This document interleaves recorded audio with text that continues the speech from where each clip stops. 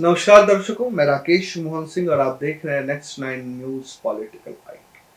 दर्शकों, देश के भीतर कई बीमारियों का कारण देश के विपक्षी दल है।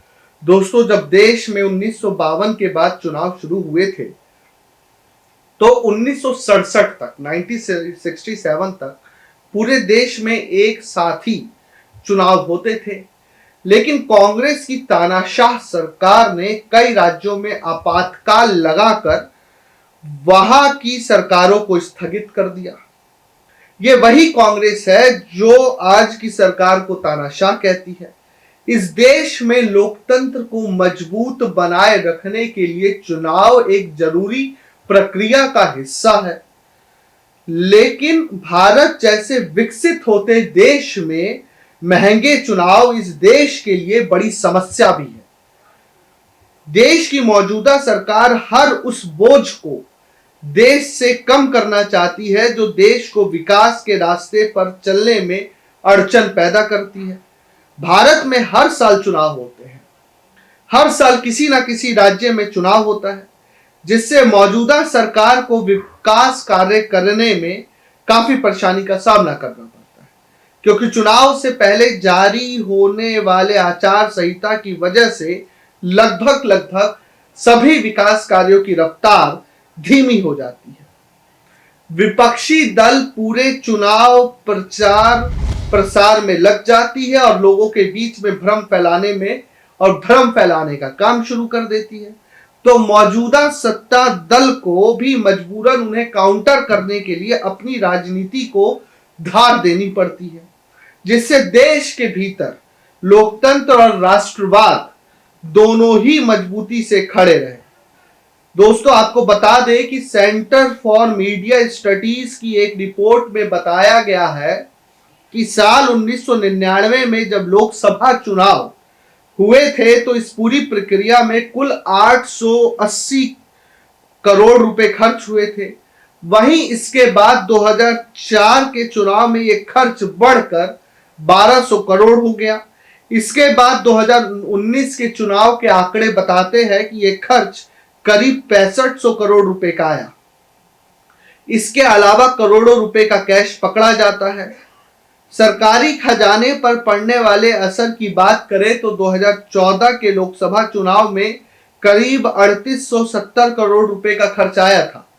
देश के पहले चुनाव के मुकाबले ये 370 गुना ज्यादा है। ठीक इसी तरह विधानसभा चुनाव में भी हर साल लाखों रुपए खर्च होते हैं।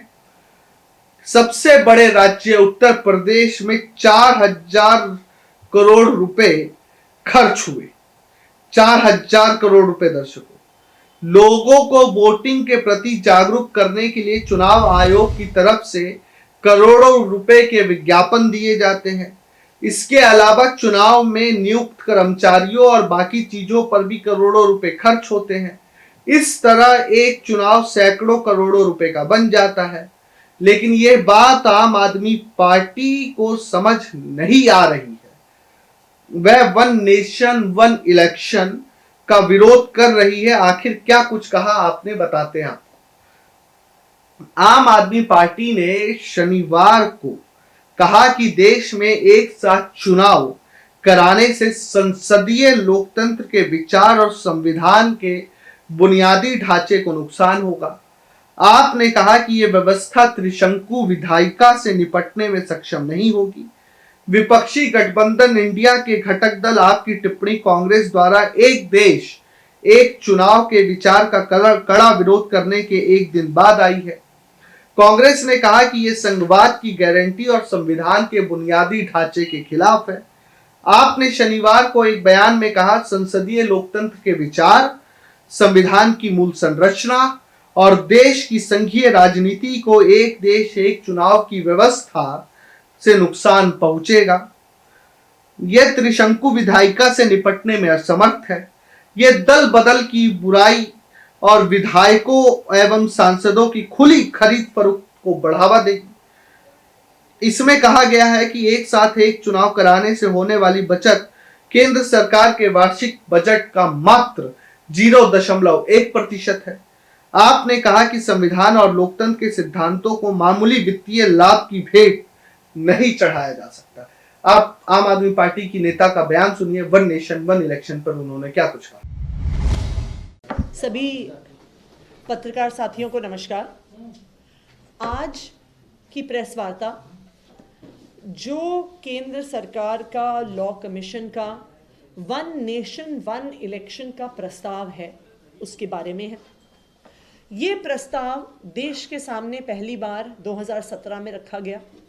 भारतीय जनता पार्टी की केंद्र सरकार द्वारा रखा गया कि वन नेशन वन इलेक्शन यानी एक समय पर ही सारे चुनाव होने चाहिए, कि केंद्र सरकार का चुनाव, राज्य सरकारों का चुनाव एक साथ होना चाहिए और फिर से 5 साल के गैप के बाद ही अगले चुनाव होने चाहिए। इस प्रस्ताव को लॉ कमीशन के सामने रखा गया और 2018 में लॉ कमीशन ने अपनी एक रिपोर्ट लिखी, देश के सामने प्रस्तुत करी, जहां पे वो वन नेशन वन इलेक्शन के प्रस्ताव को लॉ कमीशन ने अपना समर्थन दिया। दिसंबर 2022 में लॉ कमीशन ने सब राजनीतिक दलों को अपनी रिपोर्ट भेजी और सब राजनीतिक दलों से अपनी राय मांगी। आम आदमी पार्टी ने भी वन नेशन वन इलेक्शन के प्रस्ताव पर अपनी राय रखी है और आज इस प्रेस वार्ता के माध्यम से आम आदमी पार्टी की इस पे क्या राय है हम आप सबके सामने रखने वाले हैं। जब वन नेशन वन इलेक्शन की बात होती है तो जब सबसे पहले कोई भी ये बात सुनता है तो लगता है कि ठीक बात है, लॉजिकल है, क्या हर्ज है इसमें कि हमारे देश में जहाँ पे हर कुछ महीने पे कहीं ना कहीं चुनाव होते रहते हैं, इसमें क्या हर्ज है कि अगर सारे चुनाव एक साथ हो जाएं तो।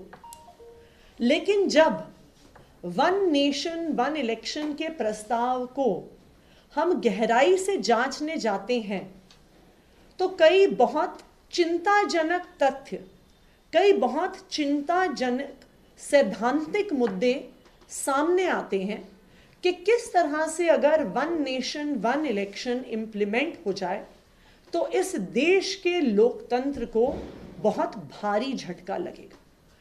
तो आम आदमी पार्टी ने लॉ कमीशन को लिख के वन नेशन वन इलेक्शन का विरोध किया है और बहुत सख्त विरोध किया है। आज हम जो हमारे विरोध के मेन मुद्दे हैं आपके सामने रखेंगे। सबसे पहली बात, अगर आप भारत के संविधान को देखिए तो भारत के संविधान में basic structure of the constitution एक ऐसा संवैधानिक सिद्धांत है जिसको सुप्रीम कोर्ट की 13 सदस्य की संवैधानिक पीठ ने केशवानंद भारती केस में इस्टेब्लिश किया कि आप कोई भी ऐसा कानून नहीं ला सकते हैं, आप कोई भी ऐसी पॉलिसी केंद्र सरकार द्वारा नहीं ला सकते हैं जो इस देश के संविधान के बेसिक स्ट्रक्चर का हनन करे। और हमारे देश में जो कॉन्स्टिट्यूशन का बेसिक स्ट्रक्चर है वो एक पार्लियामेंट्री फॉर्म ऑफ गवर्नमेंट है और इस पार्लियामेंट्री फॉर्म ऑफ गवर्नमेंट में कई तरह की अकाउंटेबिलिटी, कई तरह की जवाबदेही बिल्ट इन होती है। लेकिन जब आप वन नेशन वन इलेक्शन की बात करते हैं और आप कहते हैं कि केंद्र की सरकार का चुनाव और राज्य की सरकार का चुनाव एक समय पर होगा, तो जो लोग केंद्र में अलग पार्टी को वोट देते हैं, राज्य में अलग पार्टी को वोट देते हैं, जब चुनाव एक साथ होता है और जब प्रचार एक साथ होता है तो अलग अलग मुद्दों की बात चुनाव में करना, चुनाव में रखना और जनता के लिए इस पर निर्णय लेना मुश्किल हो जाता है। बहुत सारे ऐसे लोग हैं जो केंद्र के चुनाव में एक पार्टी को वोट देते हैं, राज्य के चुनाव में दूसरी पार्टी को वोट देते हैं। क्यों? क्योंकि केंद्र की सरकार के मुद्दे अलग हैं, राज्य की सरकारों के गवर्नेंस के इश्यूज अलग हैं और ये एक लोकतांत्रिक अधिकार है कि हम राज्य के मुद्दों पे एक राय रखें, केंद्र के मुद्दों पे एक दूसरी राय रखें। लेकिन जब दोनों चुनाव एक साथ होते हैं तो फॉर ऑल प्रैक्टिकल पर्पसेस जो बड़ी पार्टियां होंगी, जो राष्ट्रीय पार्टियां होंगी, जिनके पास ज़्यादा पैसे होंगे, जो राष्ट्र के स्तर पे ज्यादा प्रचार कर पाएंगी वो राज्य के मुद्दों को अपने प्रचार से और अपने पैसे से दबा देंगी। तो जो एक वोटर सोचता है कि हम अलग अलग चुनाव में अलग अलग वोट देंगे अलग अलग मुद्दों के अनुसार, जब एक समय पे चुनाव होगा तो पैसे की ताकत, प्रचार की ताकत, पार्टी के साइज की ताकत उस निर्णय पर। तो सुना आप लोगों ने दर्शकों, आप दर्शकों को क्या लगता है, इस देश की अब जरूरत है वन नेशन वन इलेक्शन? क्या इस देश की जरूरत है कि अब महंगे चुनाव दूर हो, खत्म हो और देश में वन नेशन वन इलेक्शन हो? आप हमें जरूर लिख भेजें। देश और दुनिया की तमाम खबरों के लिए देखते रहिए नेक्स्ट 9 न्यूज पॉलिटिकल बाइट। धन्यवाद।